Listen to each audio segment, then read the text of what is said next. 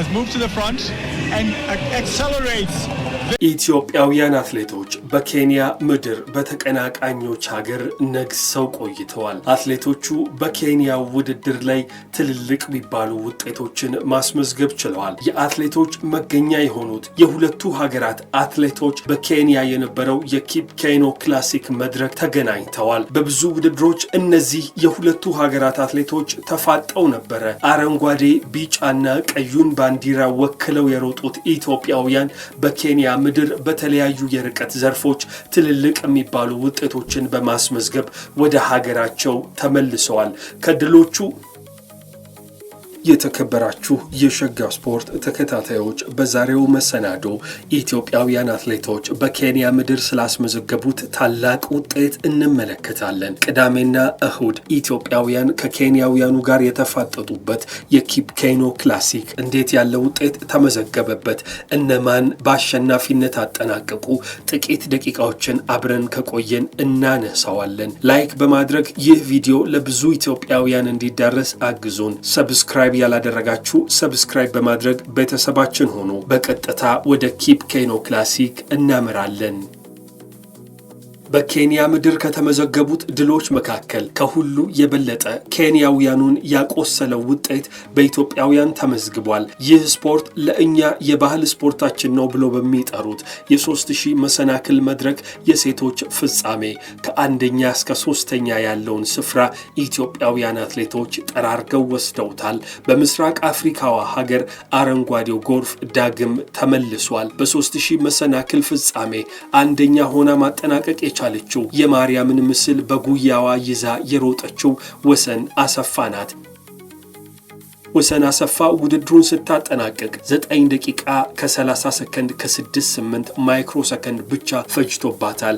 የውድድሩን መስመር እንደተሻገረች ይህቺ አትሌት ደስታዋን ለመግለጽ ከፈጣሪዋ መገናኘትን የመረጠችው ለፈጣሪዋ ምስጋና አቅርባ በጉያዋ የያዘችውን የማርያምን ምስል ደግሞ ለሕዝብና ለዓለም አሳይታ ይህቺ አትሌት የ3000 መሰናክል ወርቁን ማጣጣም ችላለች።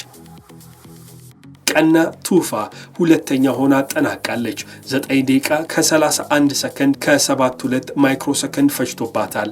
ፍሬህይወት ገሰሰ በ9 ደቂቃ ከ32 ሰከንድ ከ09 ማይክሮ ሰከንድ ሶስተኛ ሆና መግባት የቻለችው አትሌት ናት። የሀገሬው ህዝብ መሃል ኬንያውያኑ አትሌቶች ከአንደኛ እስከ 3ኛ ያለውን ስፍራ ለኢትዮጵያውያኑ አሳልፈው ሰጥተዋል። በራሳቸው የባህል ስፖርት የበይ ተመልካች ለመሆን ተገደዋል። በዚህ ውድድር ላይ የነበሩት ኬንያውያኑ ዲያና ቼፕኮሚ እና ጃክሊን ጄፕኮች 4ኛና 5ኛ ሆነው ጨርሰዋል። በዚህ በ3000 መሰናክል የሴቶች ፍጻሜ በርካታ ወጣት አትሌቶች ፉክክሩን አድምቀውታል። አንደኛ የወጣችው የማርያምን ምስል ለዓለም ያሳየችው ወሰን አሰፋ 18 ዓመት ላይ የምትገኝ ወጣት አትሌት ናት። ሁለተኛ የወጣችው የ20 ዓመቷ ቀና ቱፋ ስትሆን በ3000 መሰናክል ውድድር ሀገራቸውን ወደፊት በትልቅ ደረጃ ለማስጠራት ተስፋ ተጥሎባቸዋል። ሶስተኛዋም ብትሆን ፍሬህይወት ገሰሰ 19 ዓመት ላይ የምትገኝ ሯጭ ናት። በ5000 ሜትርም እንደዚሁ መወዳደር ትችላለች። እነዚህ የ18ና የ19 ዓመት አትሌቶች በኬንያ ኪፕኬኖ ትልቅ ድልን አስመዝግበዋል። ኬንያውያኑ ሌላኛው የበይ ተመልካች ሆነው ያጠናቀቁበት የውድድር መድረክ የ5000 ሜትር የወንዶች ፍጻሜ ነበረ። በዚህ ውድድር ኃይለማርያም አማረ 13 ደቂቃ ከ34 ሰከንድ ከ02 ማይክሮ ሰከንድ በሆነ ሰዓት አንደኛ ሆኖ ማጠናቀቅ ችሏል። ሌላኛው ኢትዮጵያዊ አያሌ ታደሰ ደግሞ 13 ደቂቃ ከ34 ሰከንድ ከ89 ማይክሮ ሰከንድ ነበር የፈጀበት። ኬንያዊው ስታንሊ ሙቡሩ 3ኛ ሆኖ አጠናቋል። ሶስተኛ ደረጃውን እርሱ ባይዝ ኖሮ ኢትዮጵያውያን ከ1 እስከ 3 ያለውን ስፍራ ተከታትለው በመግባት ያጠናቅቁ ነበረ። የዩቲዩብ ተከታታዮች ሰብስክራይብ በማድረግ ቤተሰብ መሆን እንዳትዘነጉ። ላይክ እና ሼር በማድረግ ለሌሎች እንዲዳረስም አድርጉ። አራተኛ ሆኖ ያጠናቀቀው ኢትዮጵያዊ ፋሲካ አያሌ በ0.3 ማይክሮ ሰከንድ ብቻ ተቀድሞ ነበረ ውድድሩን አራተኛ ሆኖ ለመጨረስ የተገደደው። የ28 ዓመቱ የ5000 ሜትሩ አሸናፊ ኃይለማርያም አማረ ትልልቅ የሚባሉ ድሎችን ለዓመታት ለማስመዝገብ ሲታትር ቆይቷል። ነገር ግን ከ2019 የኢትዮጵያ አትሌቲክስ ሻምፒዮና ጀምሮ የተለያዩ የዳይመንድ ሊግ መድረኮችንም ሲካፈል የቆየው ኃይለማርያም አማረ አሁን ድረስ ይህ ነው ተብሎ የሚጠቀስ ትልቅ ድልን ማስመዝገብ አልቻለም። የኪፕ ኬኖ ክላሲክ የ5000 ሜትሩን ፍጻሜ በአንደኛነት ካጠናቀቀ በኋላ ደስታውን ለመግለጽ ያሳየው ተግባር በርካቶችን ያዝናና ነበረ። የኬንያው ኪፕ ኬኖ ክላሲክ በወንዶች የ3000 መሰናክል ውድድር ኢትዮጵያውያን አትሌቶች ለወርቅ ሜዳሊያው እጅጉኑ ተቃርበው ነበረ። ነገር ግን ሴረም የተባለው የኬንያው አትሌት አንደኛ ሆኖ ለማጠናቀቅ ቻለ። ውድድሩን ደግሞ አሸናፊ ተብሎ ለመጠራት የማይክሮ ሰከንዶች ሽርፍራፊ ብልጫን ብቻ ነበር ያስመዘገበው። ሴረም 8 ደቂቃ ከ27 ሰከንድ ከ68 ማይክሮ ሰከንድ ሲፈጅበት ሁለተኛ ሆኖ ያጠናቀቀው ድንቃ ፈቃዳ ደግሞ 8 ደቂቃ ከ27 ሰከንድ ከ97 ማይክሮ ሰከንድ ብቻ በሆነ ሰዓት ሁለተኛ ሆኖ ጨርሷል። ኢትዮጵያውያን አትሌቶች እስከ 6ኛ ያለውን ስፍራ በ3000 መሰናክል ማስመዝገብ ችለዋል። ገመቹ ጎዳና 3ኛ፣ ድሪባ ግርማ 4ኛ፣ ዮናታን ታደሰ 5ኛ፣ ዘላለም አንሙት 6ኛ ሆኗል። በራሳቸው የባህል ስፖርት ኢትዮጵያውያን አትሌቶች ከአንደኛ እስከ 5ኛ ያለውን ስፍራ ጠራርጎ ለመውሰድ በጣም ከጫፍ ደርሰው ነበረ። ነገር ግን ኬንያዊው አትሌት መሃል ላይ ገባና ይህንን አሰናከለባቸው። የሴቶች የ1500 ሜትር ውድድር ሌላኛው ኢትዮጵያውያን አትሌቶች በወርቅ የተንበሸበሹበት መድረክ ነው። ሀዊ አበራ 4 ደቂቃ ከ06 ሰከንድ ከ52 በሆነ ሰዓት ወርቁን ከኬንያውያን ላይ ነጥቃለች። ሶስተኛ ሆና ደግሞ ክሳነት ዓለም 4 ደቂቃ ከ07 ሰከንድ ከ15 ማይክሮ ሰከንድ ፈጅቶባታል።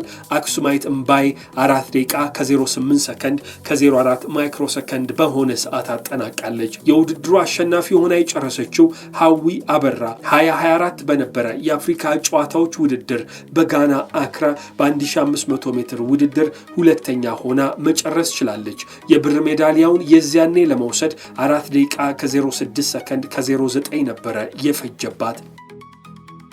የ18 ዓመቷ ሯጭ ዘርፈ ብዙ የሆኑ የሩጫ መስኮችን ትካፈላለች። በጎዳና ላይ ውድድር ከ1 ማይል እስከ 5 ኪሎ ሜትር ትንደረደራለች።